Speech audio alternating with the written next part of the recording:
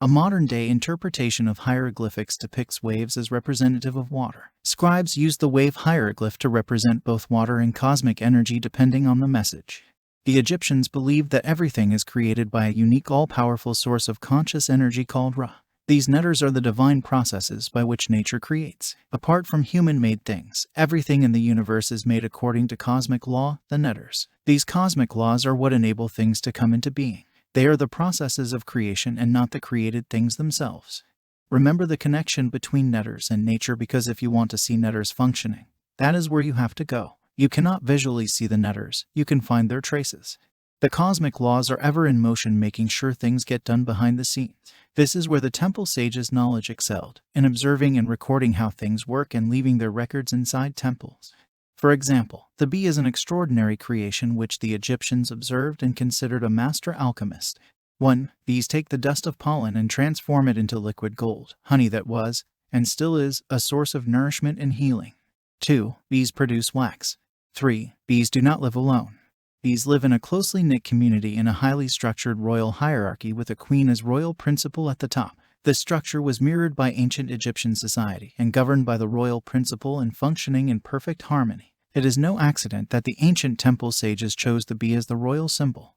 Temples represent the universe, and their walls are full of various scenes showing the pharaoh or king interacting with the Netjers, the cosmic laws. These laws are operating both within you and throughout the whole of creation. Each temple drawing is a masterpiece of sacred art that takes place outside of space and time. These drawings contain multiple meanings that can be understood on many different levels.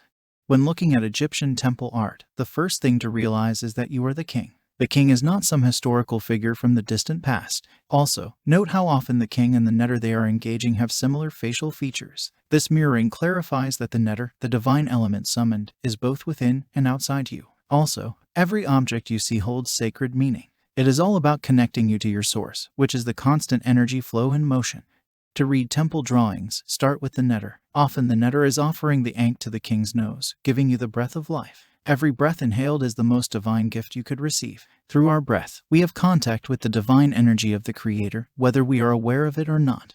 If you think of Netjers as gods, you limit them and confine them in a box. Only when you open them up, add the divine powers of nature that are always in action, that you realize their tremendous importance not in the past but to everyone today. These cosmic laws keep the universe constantly expanding into ever greater dimensions of time, space, and consciousness. This segment was taken from Beyond the Fringe, my experience with extended intelligence, part of the Age of Discovery, powered by AI series available on Amazon in both print and Kindle. It is the fourth in a series of videos on AI and ties with the ancient Egyptians. If you like this video, please like and subscribe. Visit ricorojo.com for more information on Beyond the Fringe and other Age of Discovery, powered by AI books.